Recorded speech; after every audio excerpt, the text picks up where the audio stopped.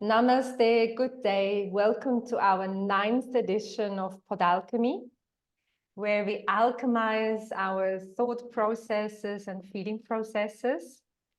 And today we would like to start with some astrological themes regarding the process that both Salome and I went through this past week, feeling that we lost illusions, that a lot of things happened in our respective lives that let us see things for what they are, this big disillusionment happening. We spoke about that, and then Salome, she came up with this it has something to do with Uranus placement and what's happening. So we started talking about our Uranus placements, which I found very interesting, and would like to give the word to Salome. Yeah, thank you, Nadia. So the truth is that this past week or so, both of us have been going through the disillusionment process. And yeah, looking at the skies, because of course, like as the Hermetic principle says, like as within, so without, as above, so below, we are going through like this Uranus transit, strong, powerful, that it's not easy to go through. And in my particular life, how that materialized was connected to my placement in Uranus in Capricorn. And Uranus in Capricorn is all about a deference to structure, duty over love, realizing and finding the external solidity in what is the authority. And coming from that, I realized that this deep-rooted belief, this conditioning was ruling my life in so many aspects, in so many decisions, in so many things that I've thought that were mine, and that more and more I realized that they actually come from a deep-rooted condition and conscious belief that needs to go in order for me to evolve. And actually, before diving right deep into our placements and what they do represent, I want to take here the opportunity to also talk about the importance of Uranus and how it comes about in our lives, because Uranus is really according to evolutionary astrology and Jeffrey Wolf Green, his book is Uranus is called The Freedom from the Known.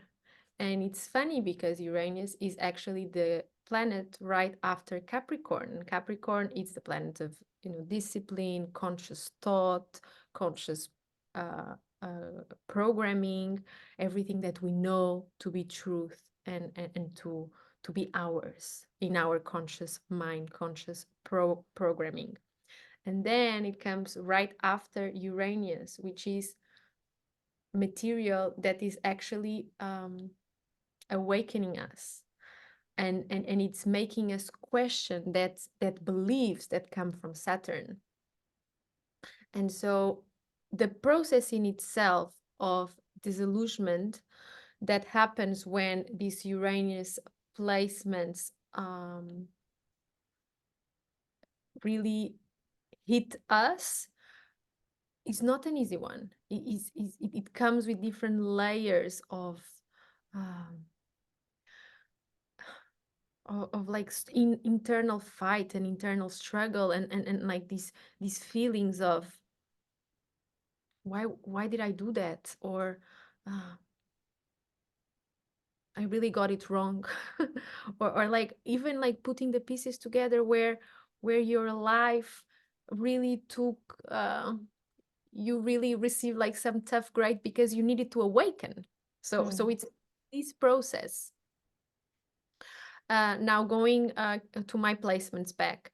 So I have my placements in Uranus in Capricorn and in the first house, which is represented by Aries. And this Capricorn placement really connects me to deference to authority. I feel that Sorry, to because the what? To the authority? I didn't hear it. To the to authority. authority. Okay. Yes. So just by the simple fact that there is a structure and there is an hierarchization, I respect it absent-mindedly without questioning. And that goes through, like, I see it, how it appeared in my life in every single arena. So the political arena, the medical system arena, like whatever is in place and is structured in society to be respected and obeyed, I assumed it to be truth, and what is right.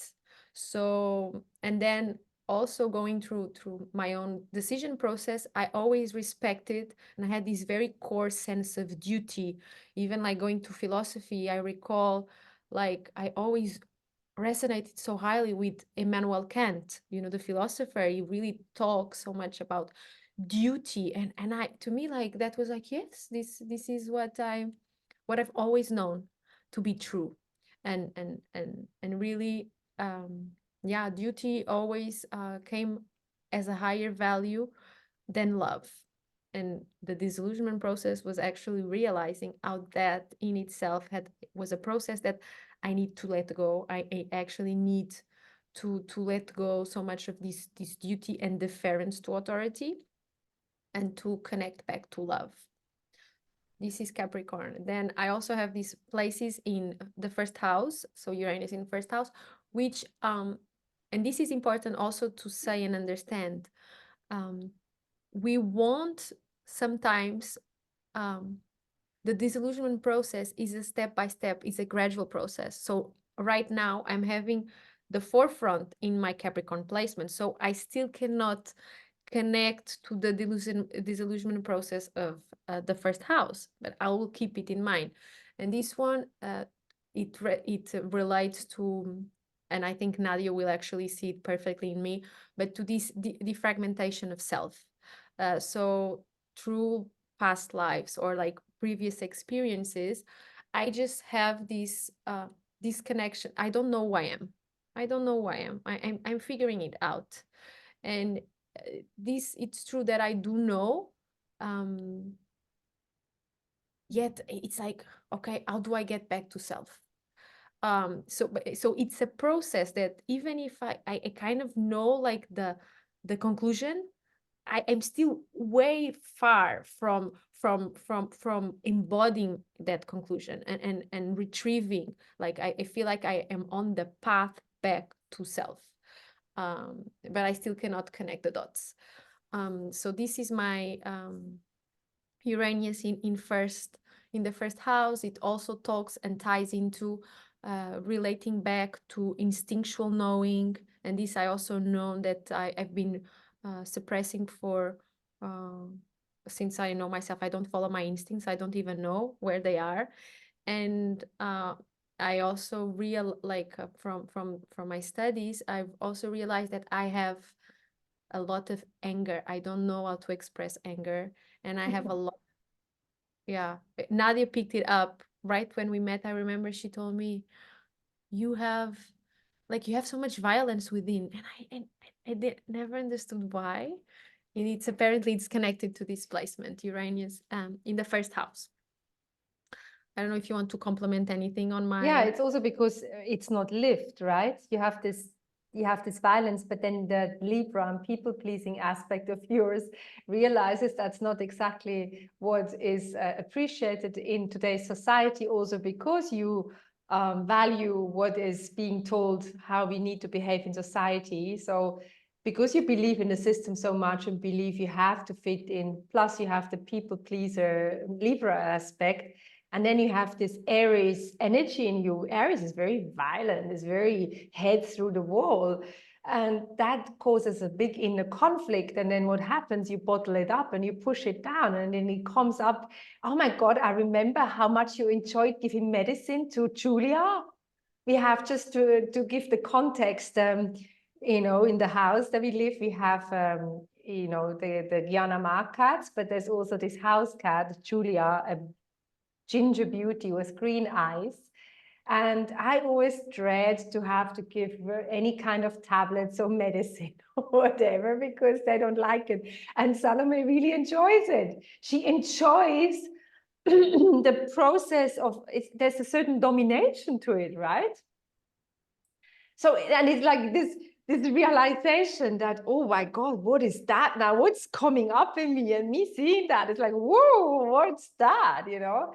And in the end of the day, when you're on the journey, you start to realize that the more you actually embrace who you are, the less those hidden energies come up. But what I find very interesting in you, Salome, is that, and that's just really, sometimes it exasperated me, because I have got a rebel archetype. So there comes Salome, who believes totally in the system, regime, the agenda, like, who believes what people say. And I, by default, question everything. Like, I just, even if it's true what people say, if it comes from a government, institution, school, parents, anything which is kind of a system that tells me what I've got to do, even if what is being said is aligned, I would question it out of my rebel archetype. And you would, even if it's not aligned, you would adhere to it. So that's so interesting. And that, I don't think it triggered me. It exasperated me. It's like, how, you know? Definitely. Just share about what's happening, you know, like, I really find the voting bit very interesting, because the reason why I find it interesting is to share how we, like you touched on before, like you have this realization, you know it in theory now, Aries is like that, and you know that the placement, the Capricorn Aries placement and everything, you know those things, and still you struggle with it, because you also know this is like, there's something not aligned there. You have more information, but still there's this impulse to do something, and then to act against it is such a big step, you know, that if you want to share that voting bit today or Yes. yesterday. I actually feel like the voting bit was a big one, and I also want to touch upon the aggression and Julia and Luna.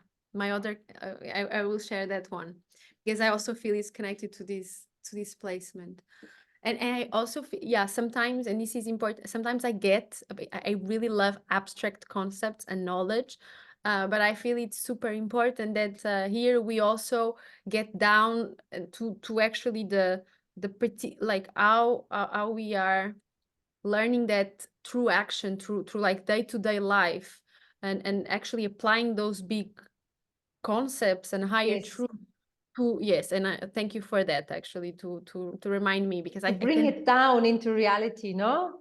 yeah, so that you can also start to see how that happens in your life, in day-to-day mundane, like uh, it seems like tiny decisions, but it carries um, a, a soul signature or a value hierarchization, and I can Yeah, put, because you do something small different. yes, So that's what we said last time. No, even you just stop doing always the same. You need to make small changes, and even that small change, when you realize it, sets things in motion. No. internally, yes, so much. So to really put it in context, today we have national voting here in Portugal, and I know, like, I've always voted all my life, and I do my research, and I know, like, I've always realized that, okay, I'm going out of my programming here, and what I know, which is like my people pleaser, and not wanting to say the harsh truths as I feel them and as I see them, and I'm challenging myself. We are in Pisces season, so I've always known that politics to me was a dirty business, very dirty. And I recall writing as a child, like in these free flow writings, that people that were drawn to politics had a really dirty mind. I remember having and that, politics was just a facade, that actually serious people, like, that really want to, that are altruistic in essence, they would not go for politics because the game is crooked, like the rules are crooked. So everyone that is drawn to that scenario, to that theater, has Arena. that arena, has that deviousness of character. Yes, because to me, politics is deviant. It's a theater. It's really, and actually, if we go back to, philosophers, old Greece, old Rome, everyone knew that. Just now that we just think it's so correct and polite and civil, actually no. And I knew that growing up. But then my longing to belong and to be courteous and to be polite and deference really to authority, and like this like inculcated duty that I had, really kind of started to numb my knowing, my conditioning. And I started to really follow the politics debates, be well informed, also like my, of course, my university degree as a lawyer. So you start to respect, you start to little by little subdue yourself to the process, and also realize that, oh no, I need to vote because my vote is really important, will make a difference. So also self-importance, in a way, playing and factoring in. And then since I started my journey and really starting to kind of awake from the deep sleep I put myself through, like this almost like soul coma, um, I realized I saw like the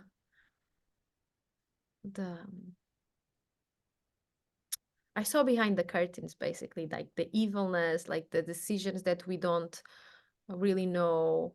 And that put me through a process of, okay, I understand that this system is completely corrupt. Yet there was still something pulling me.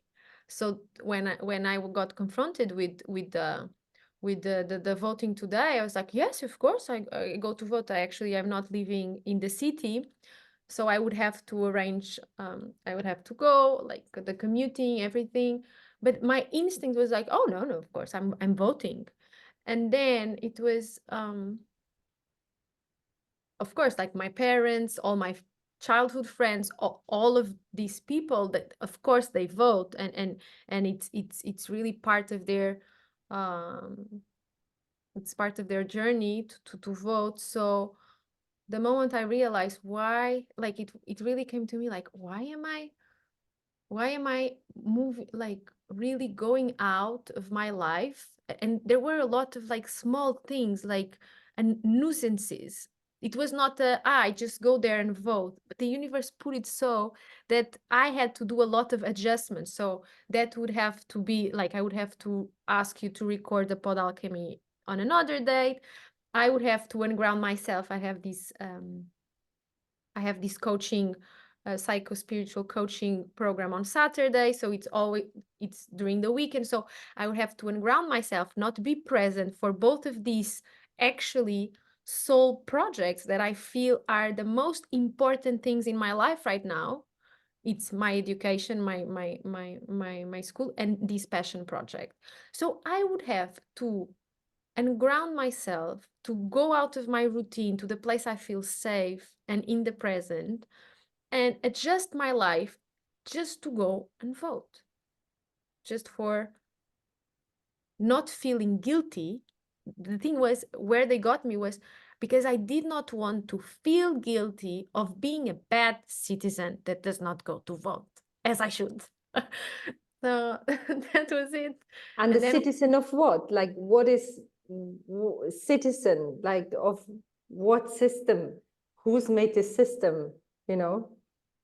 The thing is, even like just now, it came a memory to me that, to give a bit of context, we are having early elections because so now former government, we found out that our prime minister is fully corrupted.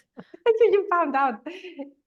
No, but this goes even further. I recall actually when I was right into academia, and you see how Capricorn really rules my life.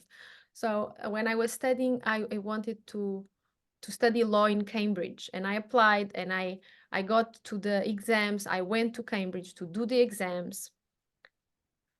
I kid you not, I know why I did not pass. I did not make it into to university for reading. Yet I did not really understand why at the time, because the but now I do. Now I do, and I asked them for feedback, and they never really. I knew they were like, the email was prime and proper, but they were lying to my face, so I never took it into consideration. Yet I recall my interview, and we talked about, and you are going, like, Nadia, I just know that you are going to be. We talked about child pornography and what was my stance on it. And we talk about corrupted governments and what was my stance. Okay, and by then, I was not so moderate as I then grew to be. So I was very radical in both of those stances. And it was just before my law conditioning, my university degree.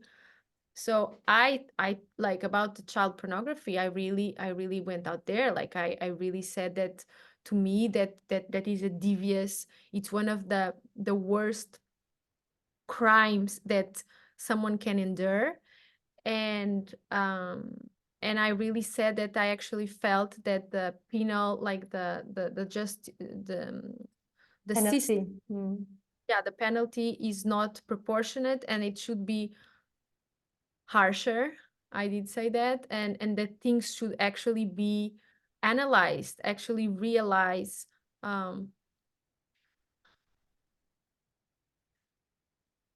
Thing like, just I recall really. I recall really having like this very judgmental archetype, but also like caring justice so much that I felt that things were being not well addressed. That even if you do believe in a corrective judicial system, like this particular problem of our society is not being addressed. It needs to go deeper to understand what are the motives that make someone engage in that type of behavior. And actually, if we are going to correct and do restorative justice, we need to honor those victims. We need to have them also have a saying, a piece of their mind. Like, and all of that, I recall having this lady in front of me, and at the time I was sensitive, and I recall how like me at that time really opening my voice was making her uncomfortable. It was a lady, I recall. It was a And bit too outspoken, no? Because as a lawyer, you shouldn't be so passionate about things. You basically just represent the interests of your client. You're not investigative journalist or anything. You're not there to expose anybody. yes, and you should not, yeah.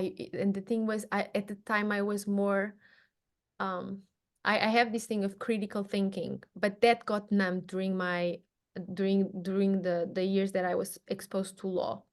But isn't That it crazy? Like, you go into this big machinery of these elite universities, and literally what is done is you have this intelligent minds that maybe had still some free thinking, and you put them through this process, and it's like brainwashing at its finest. You instill a pride in belonging to a group of elite, and you instill the pride, and you instill a way of conduct that aligns with that elite, and you cause in the individual this wanting to belong to that elite, and you give up on this strong belief system, you compromise on your strong belief system to belong to the elite. And that's modern day brainwashing, you know. It's not somebody who is putting a gun to your head and said you stop being passionate about child pornography. It's about it's like this incentive of belonging to a group, to wanting to belong, and that's where it's tapping into your Libra. No, you want to belong, you want to be part of a group, you do not want to you do not want to, you know, you don't want conflict. And it's No, like this, that's what you said once to me, that you chose law because you have this deep sense of, you have the judge archetype, and you have this deep sense of justice, what it's right and what it's wrong, of course according to your own inner truth, yet it's still, it's very dominant in you, this sense of justice. This is right, this is not right, this is right.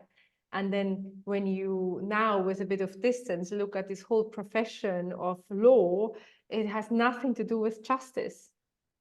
yeah, unfortunately, it's something because I really live like this archetype, and the Libra I really feel in me is just, it's like my cells, like when something is unfair, unjust, like it affects me, like it really like it's like I feel the injustice in my bones. That we share that.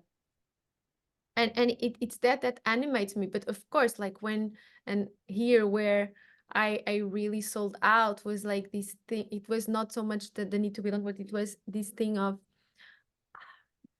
the prestige of the university, and I always that was also connected to my Capricorn ascendant, that I wanted to climb the ladder of success. And then, you know, Cambridge, it's so like so charming. I was there and I was just like, I just see myself here, like studying and reading, and you know, like the campus is beautiful, and also like the badge of exactly, like it's an elite university, so the badge of honor to like you as like me, like kind of like small country Portuguese lady reading in Cambridge, and I knew, and this I've always knew, I knew that I had the brains to do it, but unfortunately, and it really pains me to say, I feel I had too much of a justice to read law in Cambridge, and I don't think it really comes from ego. It really comes from this understanding that unfortunately, yeah, sometimes you want to be rejected, not to belong to a group that uh, is not aligned with your values. And so today, like I look at that as a blessing. It was a blessing not to read in Cambridge. It was like I've known people that done that, and there's a lot of dark stuff happening, and so Darker than at the university you joined? it's there are different types of darkness, but yes, more sexual stuff, yeah. Like because Cambridge, it's very hard for me to talk about I this. know it's very hard for you to talk about it, but I want to put the finger on it because I think it's important that you talk about it. You don't have to, of course, but Yeah, the thing is, yeah, I've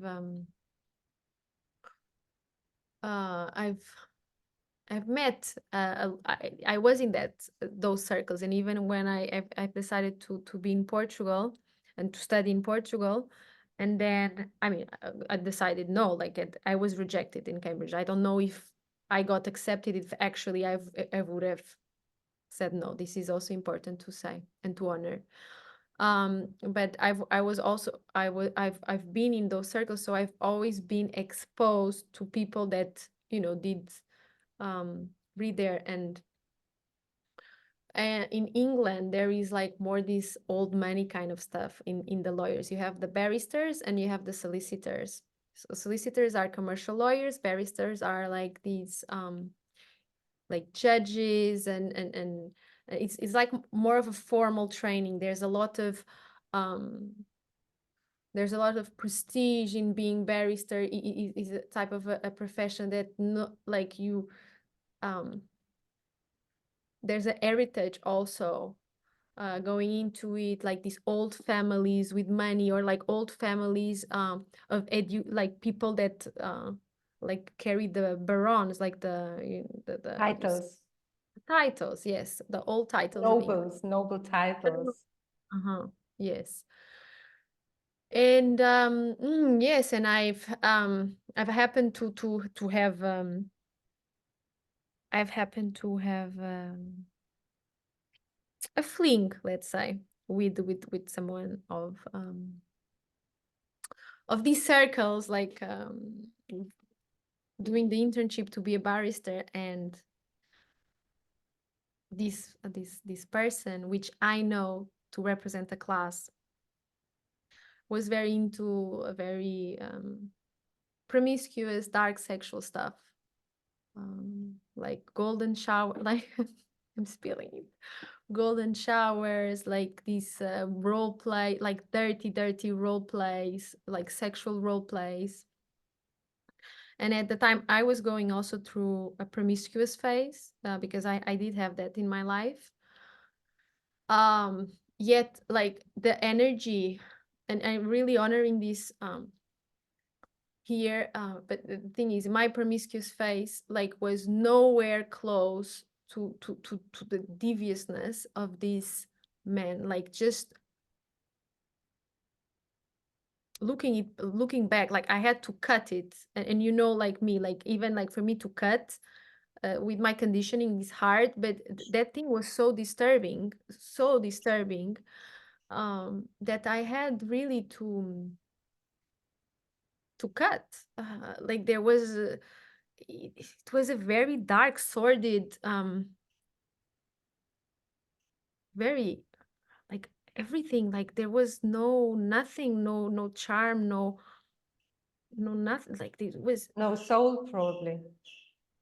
like no, definitely no soul. But it was when you engage with these types of energy through people, like to me it was like, and I did not know, like at the time I don't know about spirituality. I was not into energies, but even like as a completely like asleep human being, just seeing the it was deprivation, like it was like sodomy, you know, like these things, like so out of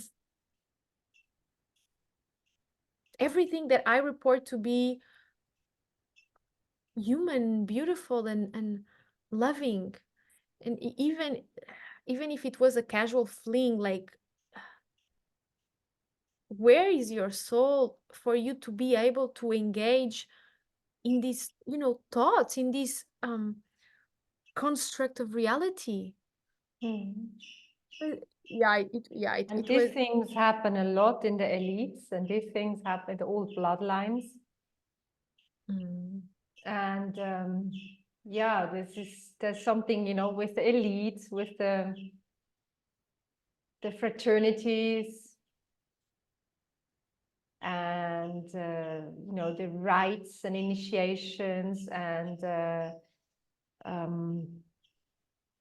you know, like the Freemasonry, other fraternities. So we there's a very deep and very dark topic, but yet it has an allure, you know. There's this, it's tapped in history, tradition. It is there's money, there's success, There's powers, there's status, there's there's. power. Yeah, it's the people who rule the world, you know. Yeah, And yeah, that's yeah. what made you attracted to that. What made you even date him? What made you even talk to this person in the first place? You know, was it the status that he was in, the social status? What was it? I Or don't his know. personality, his soul? Did you feel attracted to Oh, his soul? Yeah, yes, exactly. What is it in you that made you resonate or want to spend time with him initially, you know? yeah, no, it was the prestige. It was, oh, he's a barrister, or he's training to be a barrister, and like all these, yeah, like I'm very drawn to like regal And just the fact that, you know, like he went to a reputable university, he was well read, like he got me there. Yeah. I That's all the really facade, no? You have that in every field. no, but I love that thing of I could have like cultural he knew so much about everything. And I really here I feel only now, and it's through this Uranus in Capricorn placement, I'm retrieving my sovereignty. Up until that point, I always felt this lure that, you know, other people, just because they carry status, they, you know, they were more interesting than me, they knew more, they were exposed to Yeah, it. you give them a lot of power. I gave them a lot of power, and I knew that intellectually I could go there. Like I knew like because I've always understood my brain to be my biggest power, and I knew it But you would was never be part of them because, you know, one of the bloodlines. exactly. But I had that lure because, you know, like, oh, I can fake it almost, you see, like how I compromise, I can fake it so that I belong. And yes, it was in that. And where And you have your MC is also in is in Capricorn too, right? my MC is in Scorpio, And dark Scorpio, oh stuff. my God, darkness, darkness. But let's not go into that. Otherwise, it's getting very, but yeah, it's true, it's in Scorpio. But you know what I find interesting about Uranus placement? It shows us what we need to transform, no? And it's where we get the slaps and where we get like I don't have this thing, right? Like I will never be exposed to situations that you're exposed to because I simply don't have resonance with this kind of things.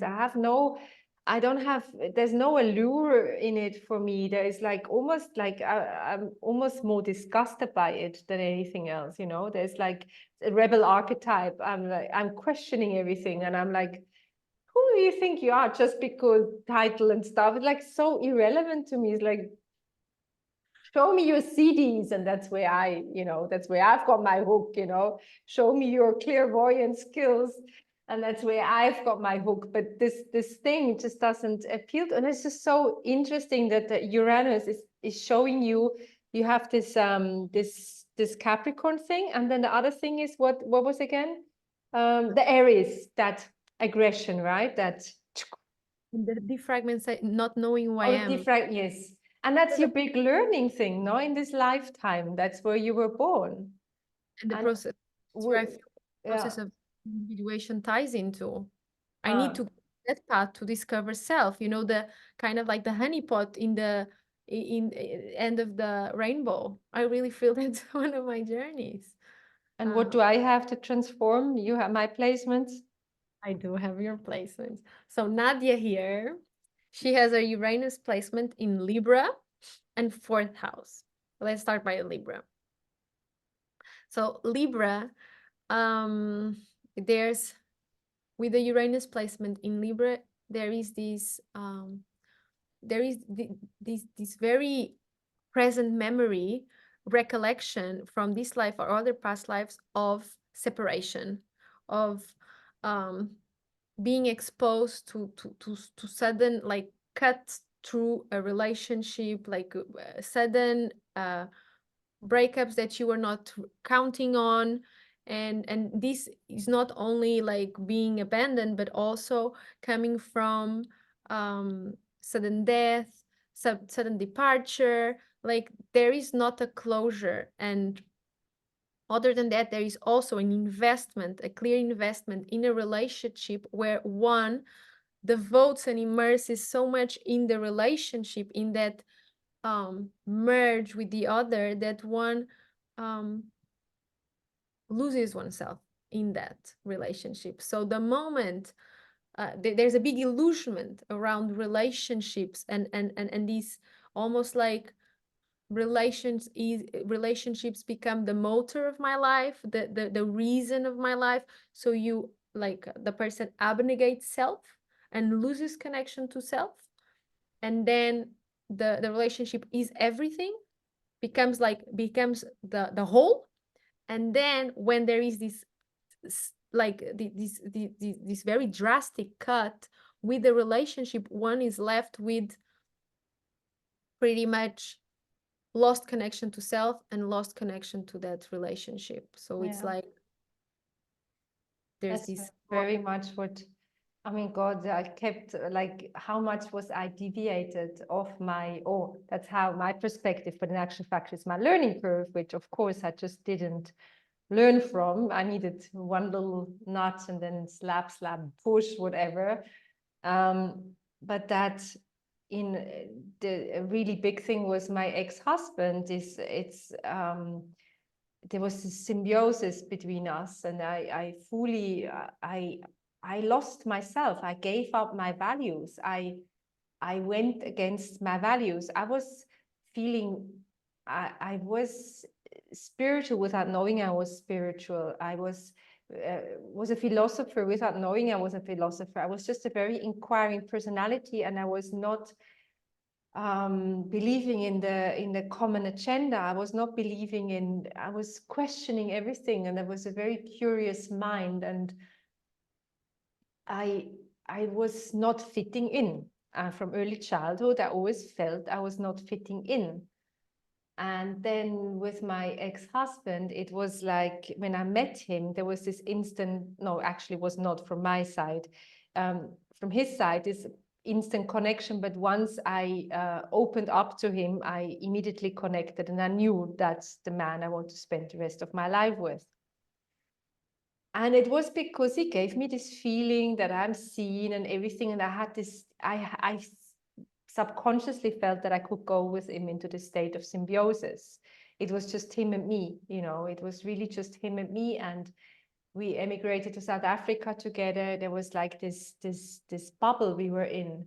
And it was, even though we worked different hours and everything, but it was very, my full focus. I totally lost myself. I fully went into this relationship. And then he went out of the relationship. He left me.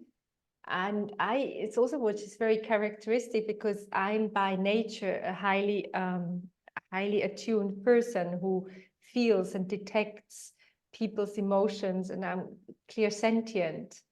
And that symbiosis numbed those senses, not just in the relationship, that symbiosis, because I lost myself. I wasn't myself anymore. So I also didn't have access to my skills. And I fitted in so well. I wasn't questioning any agendas anymore. You know, I was just, that was also the phase, actually slightly before, but that was also the phase that I started taking the anti-baby pill and everything. So my senses were numbed anyhow because of the hormonal influence, that my senses were numbed. But the thing is, the fact is that I was not myself. You know, I was just some hollow shell of I looked like myself, but I wasn't really anymore. When he left me, I was nothing, because I have given everything in the relationship, and then he left me. There was just this emptiness, this hollowness. I just didn't know anymore who I am. I didn't know. I have renounced everything that I was before, and then that's how it felt for me. Was kicked away. I was thrown out of that highest ideal that I had. This total immersion into this dynamic, this symbiotic dynamic. So that caused a lot of soul fragmentation in me, and actually the need to belong after that as well, you know, and everything. So that was definitely, and the relationships, the consequent relationships. And now with entering my menopause, there's this certain calmness about this whole topic, man. And as I just do not, there's a stronger sense of self. And it's very toxic relating I had here in India with, you know, when you're drawn to the barrister, to the titles. I'm drawn to spiritual gifts, and you know, to being seen as a spiritual being, you know, to certain to feeling seen and to go together into a dynamic. And that was my downfall, and it was in a total, you know, like when I look at it now, like also when I look at my ex-husband, it's like these are men that when I'm truly myself, I would not resonate with. I don't think I have ever been in a relationship that I was truly myself, and I actually had my counterpart, my masculine counterparts, that either complimented me or was you know, like, but it was like in the same frequency. It wasn't because I was never myself in a relationship. I've lost myself. So this is my Uranian challenge, and I'm coming into a Uranian, what is it now? You said it's slightly before the Saturn return? Uranus opposition. Yeah, so I mean, that would be now, no? Yeah. Like usually 1 year before. I'm 1 year before, but I've always been a pioneer. I've always done things before. Yeah, but it's definitely, and I feel there's hormonally seen, there's a calmness setting in regards to relating, and in regards to, and of course also like 20 years of individuation and spiritual work, which is paying off. But this is my biggie. This is my biggie, how I'm now realizing, you know, like I just had this talk with a lady this morning who's got a very similar, probably even similar placement, who is also here present in the physical. And she also said, you know, I lost so much time. She's the same age like me. She's born in the same year. And she's like, I've just literally been so busy with relating, you know, that who like now I just want to actually be with myself, because finally I am myself. And this is, yeah, so, and when you pointed that out to me, it's somehow with those deep topics in astrology. I know it, and I have it in Libra and I've read it, but it's different when somebody says it to you. Because there's something in the things which are purely mind matters, it sinks in better, but it's something that really goes deep, you know, it's a sore point, it's a wound of mine. And then when I just hear it or just read it in the abstract, I'm going like, oh yeah, but when you tell me, when you actually said that before, that when you said about the lost, you know, that I've lost myself, and then when I was left, there was nothing left.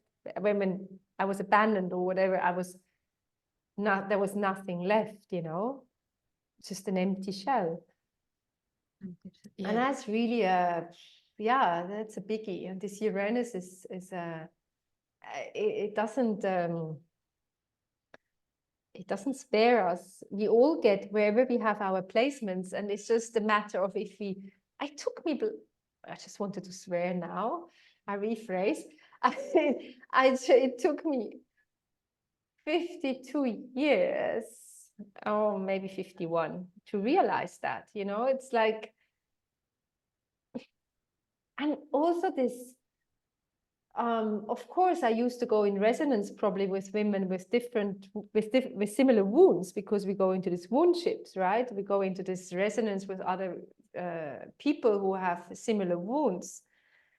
And I'm sure I went into the resonance with other women who have this longing to merge in a relationship, and probably Libra placements, you know. And now, because I really feel that I'm transforming and transmuting that, it's almost, I have this acceleration. It's like, it's so boring for me to even talk about that. It's so boring to me to talk about relationship dynamics, because it's like, oh, that this merging and to wanting to be, it's like a relationship needs to be healthy, you know. It needs to be healthy, and it needs to add to your life and not take you away, you know. So kind of bored to interact and to talk about those things because it's also maybe too close to home still. That is an important point with the Libra archetype and having it in Sun. I understand that very well. In regard, Libra learns balance through experimentation of both polarities. And now So I'm like going the other way. Bye bye. this was Deem something that unemployed the t-shirt. that is something that I wanted to point out. So the Yeah. thing, coming from experiences of like codependency also, because this is could be a trait in which you lose yourself in the relationship through codependency, and then like a danger like that you need to have into consideration, or like someone with displacement, is that because the soul memory of like this hurt and grief of separation is so big, and like almost like I don't want to go back there, like I see how much damage it caused in my life, and this is very traditional Libra, goes to the opposite, like then I must be alone, me, myself, and I, or like And this Napoleon. like this hermit almost, and like then almost like throwing away, as they say, like the baby with the bathwater, no? Like, okay, then I'm not available for love. I'm not, or love is not for me in this lifetime. And that is the experimentation of the other polarity. Um, but more and more, it's like it's with everything in life. It's like it's this conscious, again, as you said it, like the conscious relationship, a relationship that serves you, but in which you don't have to abnegate who you are. Yeah, you Because can stay who you are. no, and You you don't want, lose sense of self. yes, you want to experiment, and you want to be in a relationship where you can be all the expressions of self that you know at that point, knowing that we are almost like evolving, but like it's like as to me, like really a relationship that it's worthwhile is the one that you know you can be yourself. You can be truly who you are in your essence, with your all your imperfections, with all your almost like dirty secrets, and all that, things that you still want, that you're still transmuting, and then when you are in your full power, divine feminine, divine masculine integrated, then the relationship does not really appear out of need, out of I just want a relationship to save me, or like out of just also like this thing that I feel it's very glorified in Hollywood, like this two how we were two like we were two halves separated at birth, and you need to find that This soulmate. twin flame thing, no?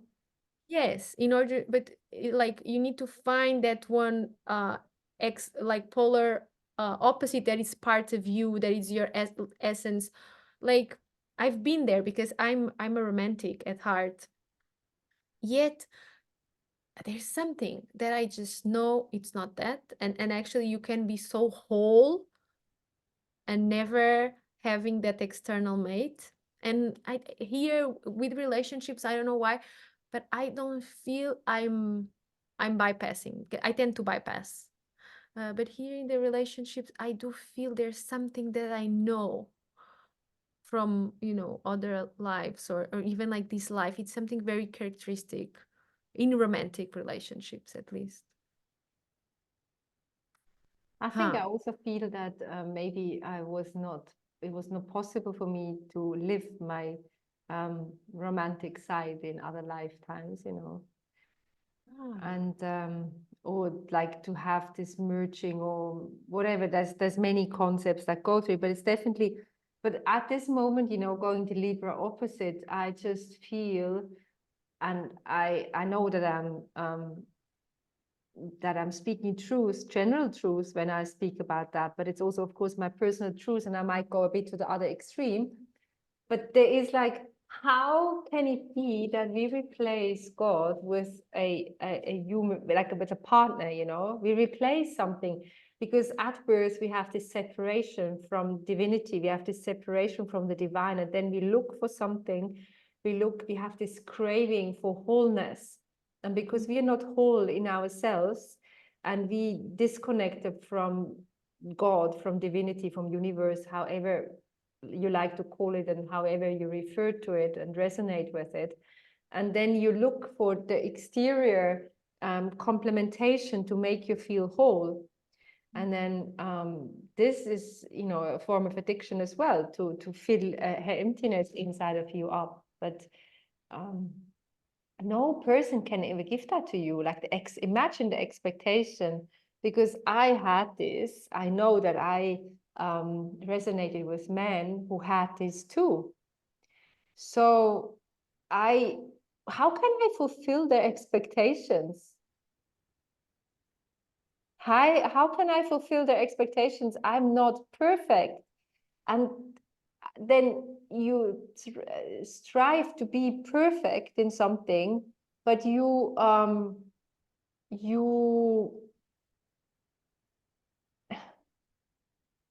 can never fulfill that because we are deeply flawed humans. And then you lose that courage to be flawed because you also see the eyes of the opposite person who has this ideal of you. And then you want to also live up to that ideal, you know. And it's this, of course, I went into resonance with men who have the same wound. Of course I did, because that's what you do. And I don't want that anymore. So I want to save my energies for other things in life. What is more important? And it's a process. Like with the Libra, I know when I'm tilting to one side or the other, and I tend to judge that, but no, like embrace it. Okay, you are experimenting the other polarity, and it's part of the journey, and then you will eventually balance, but at the right time, without trying to accelerate. I had that a lot with my Libra. Like when I tilt to one side and I know I'm tilting, I'm like I judge myself and almost like want to go back to balance. No, it's actually embracing that I am experiencing the polar opposite. And then my placement is in the 4th house as well, right? So everything goes very deep, very emotional, very painful. The 4th house, the Cancerian, right? The crab, it's the archetype. And with this one, it's you have like two placements that I mean, they are both relational in a way. The Cancerian one goes to the mother wound, Mother. family especially, and like this deep knowing that you like your emotional needs, like your needs as a child were unmet. And so it's disillusionment process of you feeling this almost like intense abandonment as a child, and like what's happening. The people, my caregivers, and this can be from this life or other lives, but there's this deep sense that something is not right, and that almost like this place of like the place of the mother is not quite there, so you had to mother yourself growing up almost. And the Cancerian is always emotionally, it's not about shelter, it's not about a roof over the head or food on the plate, it's about emotions who are not met. Exactly. And because the emotions were not met, you then, like, or people with displacement tend to feel that they are overly sensitive. But what this overly sensitivity is nothing but a coping mechanism to try and fulfill the void that was experiencing this or other lives through that lack, to that emotional lack that was there. And so actually, yes, it's Void, just it's almost like a void. a void. Yes, that's what I That's what I interpret it to be. Yes, yes, yes. In the fourth It feels house. almost like a void. Like imagine you come from divinity, you come from God, you come into this incarnation, you get put in this womb, and then you come out through the birth channel, still remembering source, still remembering the connection, still source. You're coming back from source because you still have soul fragments to heal, you still have things to heal in this lifetime, and then you come out into this world, and I reckon that's how it feels. It's kind of a being ripped out of bliss, you know. And also the way our birth, I think I really would like to touch in another PodAlchemy on that whole birth process and what happens to us in that birth process. It's a brutality, especially I'm a 70s child, so this was the whole time of this clinical, very sterile, bright light operation rooms, you know. So you get born into this world, thrown into this world, and immediately the umbilical cord is cut. Immediately you're like, you know, you're suffocating, and you're going, what the fuck, you know.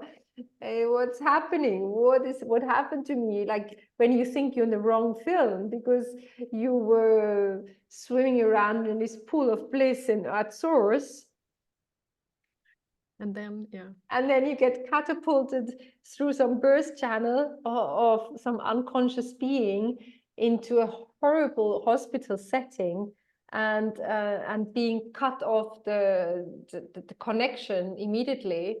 And then every child has this deep longing for reconnection. And then if it's not met in a family system, or any kind of, preferably the mother, but if it's not met, this need is not met, and especially if the child's placement is one that needs it a lot, then there's this lifelong lack, there's this lifelong void of something that you have been literally thrown out of paradise. Yeah. And you still remember, because Yes, the thing with this placement that I feel is like, you know, there's something off. It's not that you are in this illusion. It's like, you know, that there was this severance, yes. If and it was so drastic and cut, and so you really feel so Yeah, deeply the emptiness. um and yes, and then it can definitely develop, if not, I don't think it's your case, because you did so many years of spirituality and like work with individuation, and you worked also the relationship with the external feminine. But it could, with this placement, it can also go the other way around of, like that I actually have without displacement, which is like almost like this rejection of the feminine, this, not understanding the emotional trauma of the body, and really judging all the emotions. um, but you don't have that. no, because I'm very emotional myself. And I you do, never yeah, touch emotions. yeah, because I don't especially, touch emotions. I touch lack of emotions. Or not even. No, actually, the thing is, I don't judge lack of emotions if it's an awareness in that person that there is less emotion there. I sometimes wish I was not as close to emotion, because it can really rule your life, you know. And then you sometimes lose perspective, and you have a spa day in your emotions. Mhm. Um, Day, week, month, year, whatever. You also have to snap out of it at a certain point again. But it's this, I find it so hard to relate to people who are in a denial, and they are not living the emotions that are actually coming up. I don't have a problem with even, I don't have a problem with ugliness. I don't have a problem with ugly anger, emotions, like even the aggression, like, you know, like if something comes up, I don't have a problem with that. I very often can be an observer. I just find the hidden very difficult, because my system also, because of that placement, I'm highly attuned to emotions, because when you're in an emotionally challenging, when you grow up in an emotionally challenging situation and you have a deep need for emotional stability. So you have you have your sensors out and you're in constant you have like your antennas out and constantly checking into the vibes and tuning into the vibes. So I know exactly what's going on in the person that I'm sharing the room with. And then it's very, very, very relaxing for me if I'm sharing the room with people who are doing self-work, because that means that whatever is being shown is also what's really happening. So I just have to tap into one thing. If there is a room of people that is not aware or hiding their feelings and emotions, I'm like, my whole system, there's an overwhelm of my system and I get so incredibly exhausted and tired. I literally feel like dropping dead. I'm so tired because I see what's going on, but I feel something totally different. Mm-hmm. And also what's happening, and that's where my social worker comes in, is that when I'm in a full room of 40, 50 people and 49 people are happy, I immediately tune into the emotion of the one person who's not happy. You know, so that's not a very, it's not a very relaxing, that's maybe that whole thing about the energy, you know, we spoke about. I think that's a very big factor why it's very exhausting for me to be around unconscious people or any big groups of people, but even with one individual person who is not aware of what they actually feel. And it's just very, very exhausting to me, and very, very, very relaxing to be around somebody who's angry, grumpy, snappy, withdrawn, whatever, as long as it's just really what is going on, you know, because I do not have to go and try to figure anything out, because I know everything that is being shown, so I can relax my system. Yeah, but that's also the thing. When you start to engage in this work, you actually develop like a symptom that you become more sensitive. It's just Yes. and it's natural that even like navigating crowds and navigating like these, how do you say, like these collective syndromes of like paranoia, excitement, even like, you know, rage, whatever it is, but you feel that much more. So it's to me it's I mean it's part of the path, kind of Yeah, like that's what happens to you now. But you trust me, you've always you know, suffered the consequences of it. You've always, like, everybody feels it, but then you just don't know why you're feeling tired.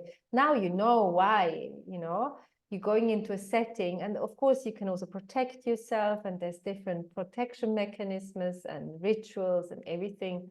But in the end of the day, it makes navigating life very difficult to be around individuals who are not aware of who they are, what their feelings are, and pretending to be something which they are not, you know, with all this suppressed anger, fear, tension, sadness. It's very and the more difficult the world gets, and the more pressure there is on the more the pressure cooker is being the heat is turned up under the pressure cooker, the more of these emotions are around, and then the more difficult it gets to the sensitive people to navigate the field, you know. And self-practice then is very important, grounding. And yet, you know, it's sometimes I really feel in the last few years the level, the speed at which the pressure has boiled up, you know, is quite, it's quite intense. So it helps to understand, no? I think it helps to understand. It helps also to understand that it's a necessary part of the journey, of the process, but that there's a silver lining always. Tell us the silver lining, Salome, please. I mean, to me, I feel like I'm coming home. I feel like finally I'm on my path. I'm on my journey. It is a journey that is not a walk in the park. It carries um a lot like it carries a lot of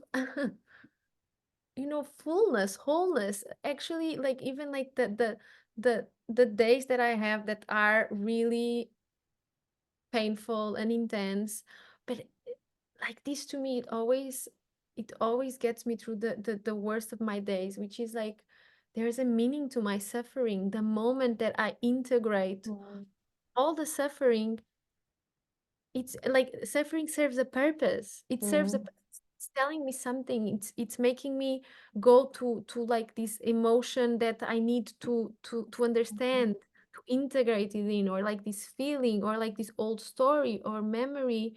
We are the antennas, no? And like this process just gives me, which before I did not have, like it just gives me the map to navigate. So I don't feel lost. Before I used to feel like there's a like I really felt like there's a big tsunami and I'm in the middle of that with like just like I this like wooden plate, and I'm there barely surviving and don't understanding what's happening. And suddenly it's like I'm building my own ship, and I'm mastering it. I'm becoming the woman of the ship. And it's really the going home, no? The going home, yes. It's the going home, and just be able to feel things deeper, even if it's pain, I feel it deeper. But then I also understand, okay, I can breathe through it, like you taught me. I can breathe through it. There's something I can do always. Yeah, there's always something one can do, it is actually to go into the pain, to go into the emotions, to go into the depths of one's inner world is scarier. Like the thought of it is scarier than to actually do it. Because Definitely. once you do it and you jump, it's like God's hand pushing you from behind. And then you jump from the cliff, but God's hand is also catching you up. I just saw this meme again that I've copied for myself in 2019 when I left everything behind. And then it's the trust and it's the going home. But you have to leave things behind to be free and light enough to jump. And it's not an easy task or it's not an easy thing to let go, because we are creatures of habit, deeply conditioned attachments and everything and then we don't have a promise that we take these 2 steps over there and then there's this big paradise waiting there. There's no brochures and pictures of it, like, it's a path of the unknown, not there's still a lot of grass growing over it. It's not a well-trodden path with millions and millions of people having walked it before us. Yep. It's the path less traveled. And with more resistance. Yes. But that's also what gives you then, like, helps you develop, grow. That's the way forward, change. And you grow as a person each time. Everybody says that is doing it is like each time you actually take a little leap, a little jump, and you've gone against your own inner conditioning, not your beliefs, but your conditioning. There's this sense of exhalation, this sense of liberation, and there's this sense of wow. And then there's this confidence growing, but a healthy confidence, not an ego. It's like a healthy self-awareness, self-confidence of being I can do it, you know, I can actually do it. And then doubts come in again next round, you know. It's like, Yeah. Yeah. I think we're done for today. Our yes, little contemplation, starting with Uranus and ending up, I actually feel like ending up with the visualization of, you know, God pushing you, but also holding you. No? yeah. And that's Uranus, isn't it? Like in the astrology, I feel it's very, well, every planet and challenge, but that's what Uranus is doing is to us, is like pushing us to make the changes that will then lead to being held Yes. and to be in alignment of what we actually born to do in this lifetime, who we And truly are. Namaste. Namaste.